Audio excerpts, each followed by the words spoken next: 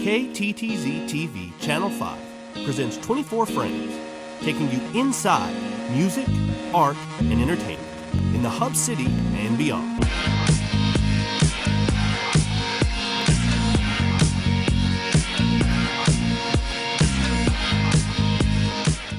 On this edition of 24 Frames, we sit down with film critic Tim Day of DayAtTheMovies.com.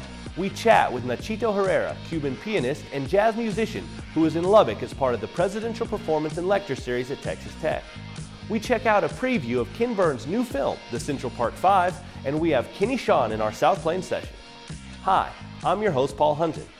Musician Nachito Herrera was born in Cuba and stunned audiences at the age of 12, performing Rachmaninoff's Concerto No. 2 with the Havana Symphony Orchestra.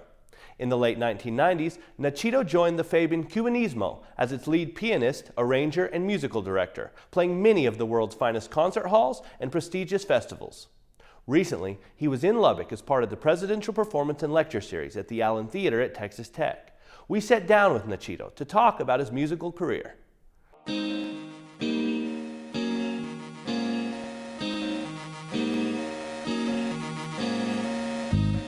My father is a piano player. Okay. And he used to actually rehearse with the big band he used to have, like, back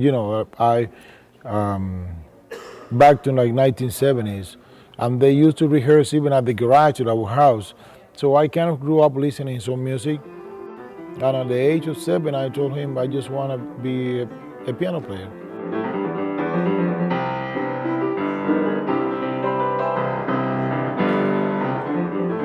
You know, it is hard to decide when you are so young, but at the same time, I do remember when I was actually at the age of 5 or 6, even start to play some melodies by ear.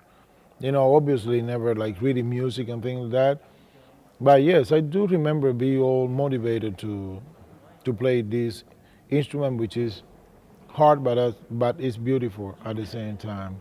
We also have a big influence of European technique and European school in Cuba. So when you are interested in to learn music and when you start to go to the music conservatories, the first thing for you to do is learn about classical music.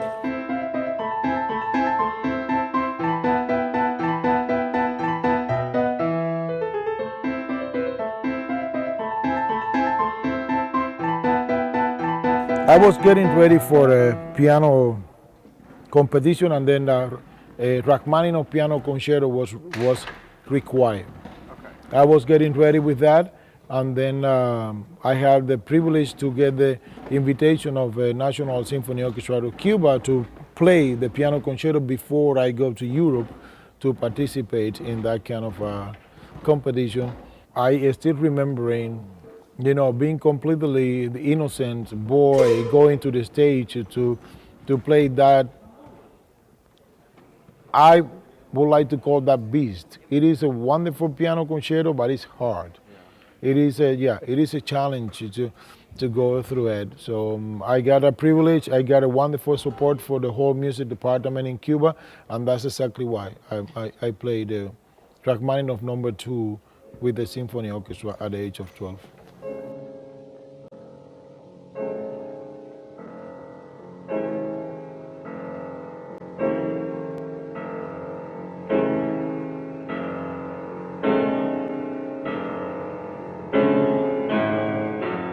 Being on the island, which it is very rich on music and culture, it is amazing, like how you start to get lots of influence for other musicians and things like that. So I remember being like 16 years old and start to be more, no more, but I start to get interested in to learn about jazz and more like traditional Cuban music.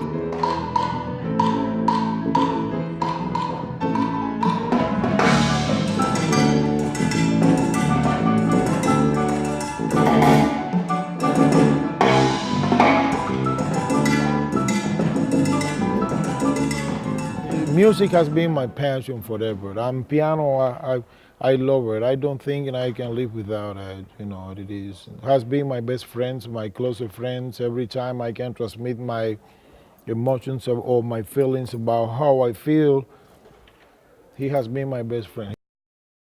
More information on the Presidential Performance and Lecture Series can be found by visiting kttz.org. Coming to PBS April 16th at 8 p.m. is Ken Burns' new film, The Central Park Five. This film is the story of the 5 Black and Latino teenagers from Harlem who were wrongly convicted of raping a woman in New York City's Central Park in 1989. On April 6th, KTTZ-TV will hold a public screening of the Central Park Five as part of the Flatland Film Series at Lucas Firehouse Theater. A town hall panel will follow as a discussion to raise awareness of the issues in the film and how we as a community can overcome them. More information is available at kttz.org or flatlandfilm.org. Here is a preview of Ken Burns' new film, The Central Park Five. I want us to remember what happened that day and be horrified by ourselves. New York in the late 1980s was a completely schizophrenic, divided city. New York's now the capital of racial violence. If I had more bullets, I would have shot them all again and again. Criminality, gang wars, drug wars. We were supposed to be afraid. It would have been irrational not to be afraid. Off with the camera, man! Last night, a woman jogger was found unconscious and partially clothed in Central Park. She was beaten and sexually assaulted. A woman jogging in Central Park. Central Park was holy. It was the crime of the century.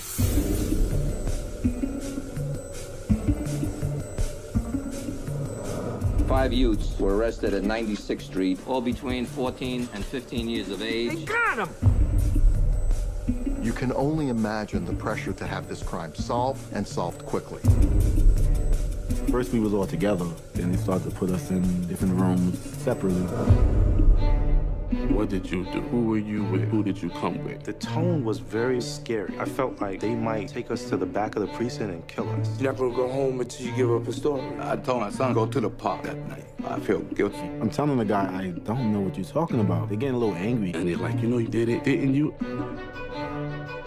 He had been interrogated for over 24 hours. That amounts to pressure. These young men were guilty. It was almost unquestioned. The police controlled the story. They created the story. They seized on the fears of the people, wilding the bestial characterization of the black man. There's no DNA match whatsoever to any of these boys. I was going nuts. No blood on the kids. Nobody could identify them, but if they confessed, and that was that. A lot of people didn't do their jobs. Reporters, police, prosecutors, defense lawyers. This was institutional protectionism.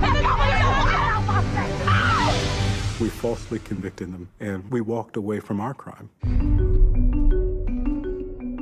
This is the ultimate siren that says none of us is safe. Stay tuned. Coming up next, I sit down with film critic Tim Day of DayAtTheMovies.com to talk about this blockbuster summer. Don't go anywhere.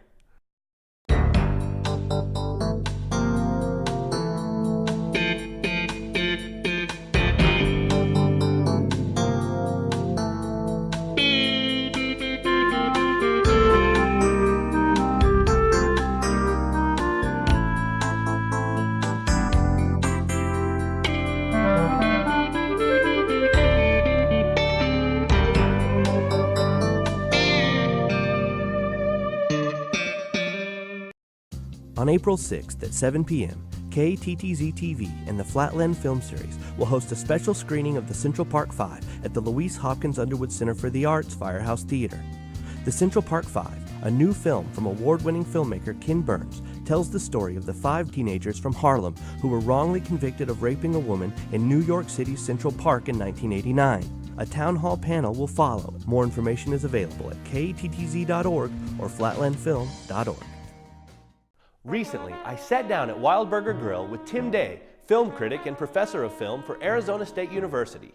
We met up to talk about this summer's big films, what you should check out, and what you should avoid at all costs. All right, we're here with Mr. Tim Day of Day at the Movies and also teaches film at Arizona State University. Right. Tim, tell me a little bit about the website. Well, it started up a few years ago. Actually, a lot of my friends knew me as a movie guy. And so I started this blog, dayatthemovies.com, with my last name being Tim Day.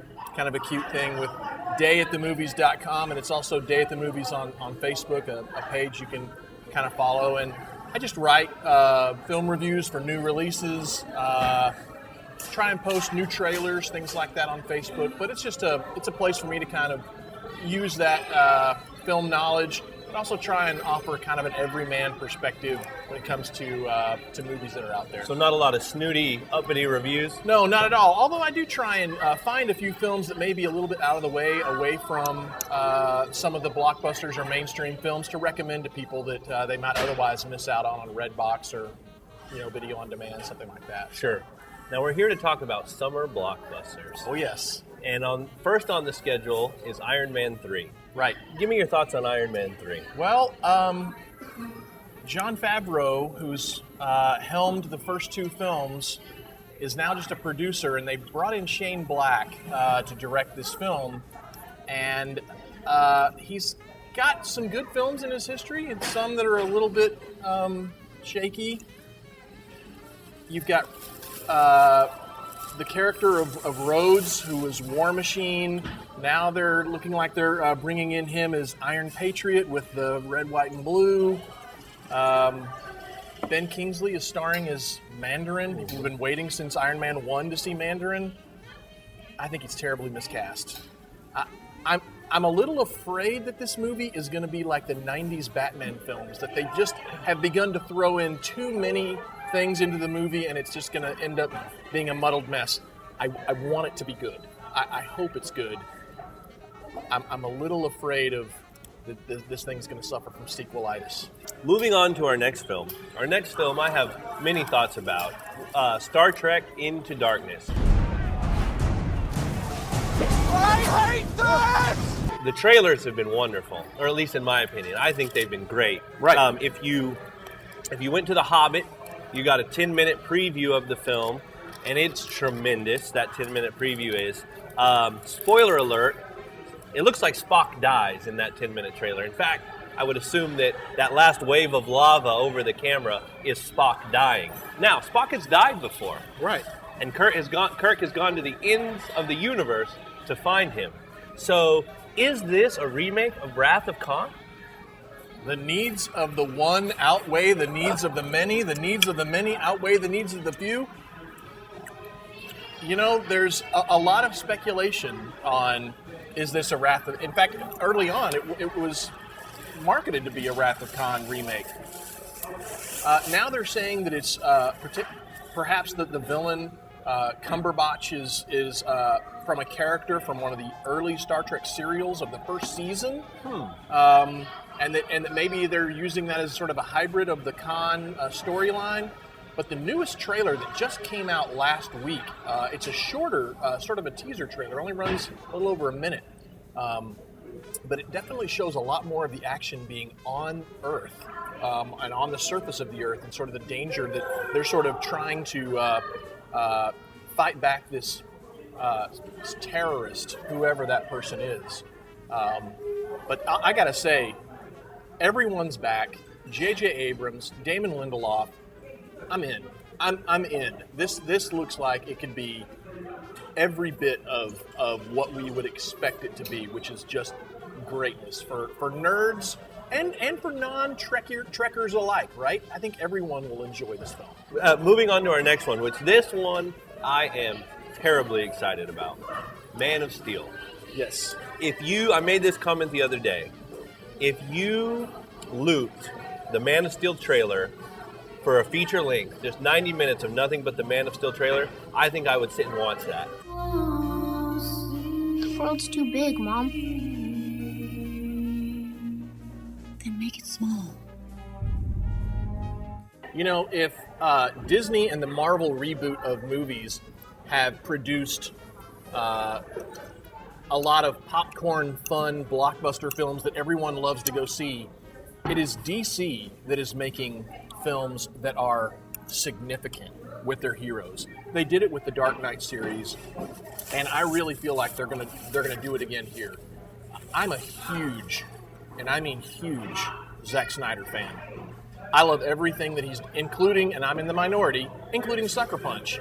I think Sucker Punch is a terribly misunderstood film. But I love everything that Snyder's done. And so I'm really, really excited about what this movie is going to bring. Everything surrounding this, it just has everything in its corner. It's Superman, which is one of the most beloved superheroes in the history of comic books. Sure. It's got Christopher Nolan as kind of the godfather. I've heard him described as of this project.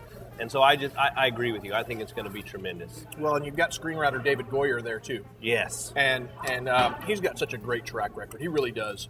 And so you've got some other folks like Russell Crowe and Kevin Costner, and the casting really from top to bottom is just top rate. So yes, I of all the films we're talking about today, and really all the films of the summer, this is the one I'm most excited about. Me too. Tim, you're one of my favorite critics. Thank you for being on the show. I appreciate it. All right. Thanks. To read Tim's reviews, go to dayatthemovies.com. The Lubbock Cultural District Calendar is brought to you by the Lubbock Arts Alliance. The Texas Tech University Department of Theater and Dance presents Raider Red's one-act play spectacular at the Majan Lab Theater. Performances are Thursday, April 4th, Friday, April 5th, and Saturday, April 6th at 8 p.m., and Sunday, April 7th at 2 p.m. Ticket information is available at 742-3603. The April First Friday Art Trail will be Friday, April 5th at various locations throughout the Lubbock Cultural District.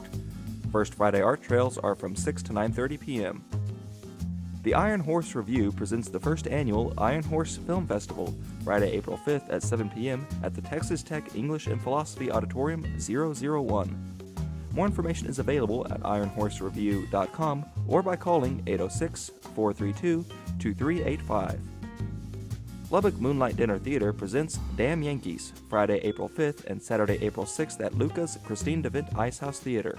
Dinner begins at 6:30 p.m. each night and performances start at 7:30. More information is available at lubbockmoonlightmusicals.org. 5 youths were arrested, 14 and 15 years of age. They got him! You can only imagine the pressure to have this crime solved and solved quickly. First we was all together, then they started to put us in different rooms. What did you do? Who were you with? Who did you come with? If they confessed, and that was that. A lot of people didn't do their jobs. We falsely convicted them, and we walked away from our crime.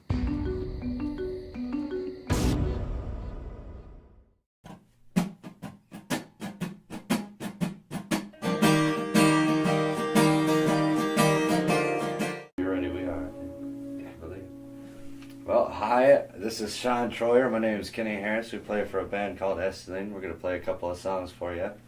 First one's called Jaylin.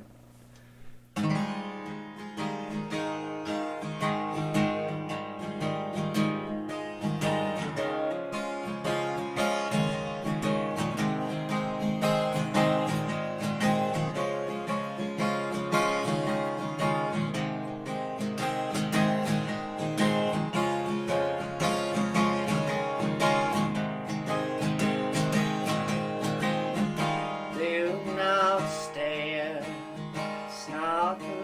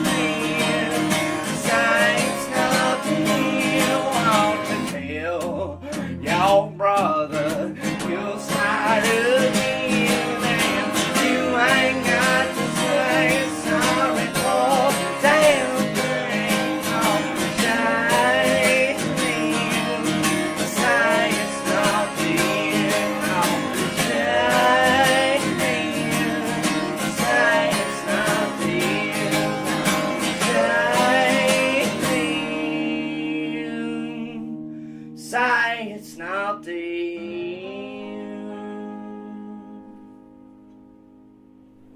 This one's called Hold Me Under the Light.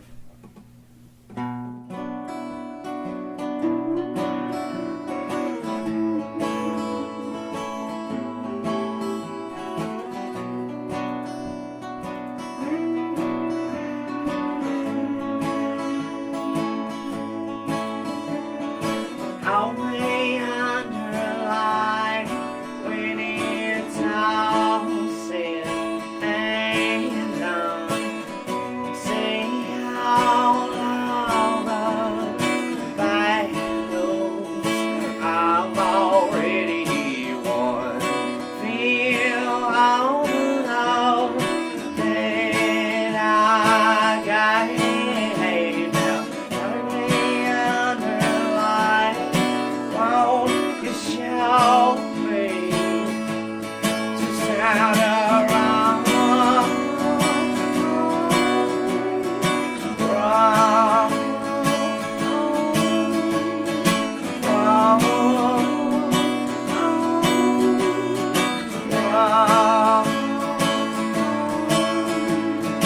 Take me to a field when it's all said and done. Free of all rocks, trees, holes, and stubborn stones.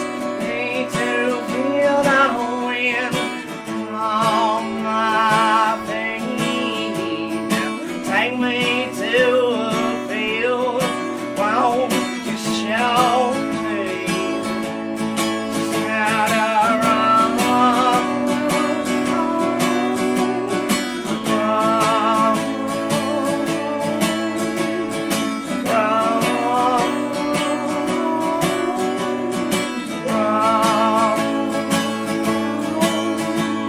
This pain in my side is gonna have to leave me now. Leave me now. When this hitch in my step, it marks straighten up, straighten up. When this voice in my head, it marks hush now, hush now. When this bricks in my wall, they marks tumble down, tumble down.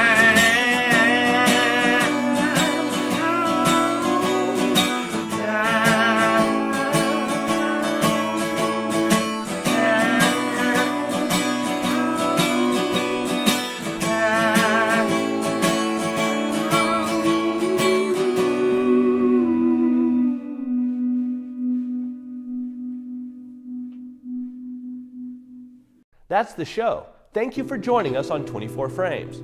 For stories, episodes, and more, go to kttz.org. And remember to like us on Facebook and follow us on Twitter at 24 Frames KTTZ. We'll see you next time.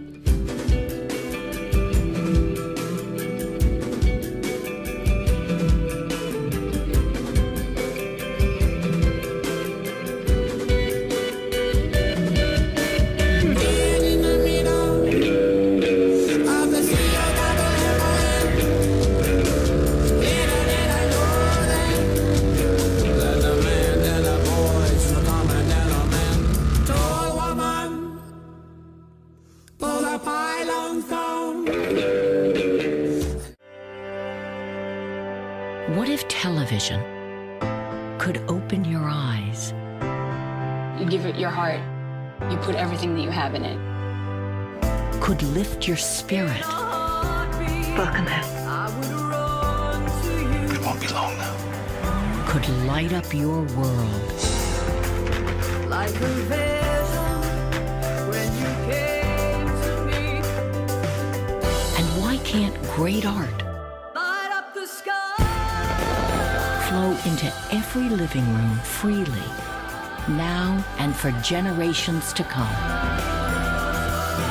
Give to your PBS station and support the people and programs that never stop asking, what if? Light up the sky.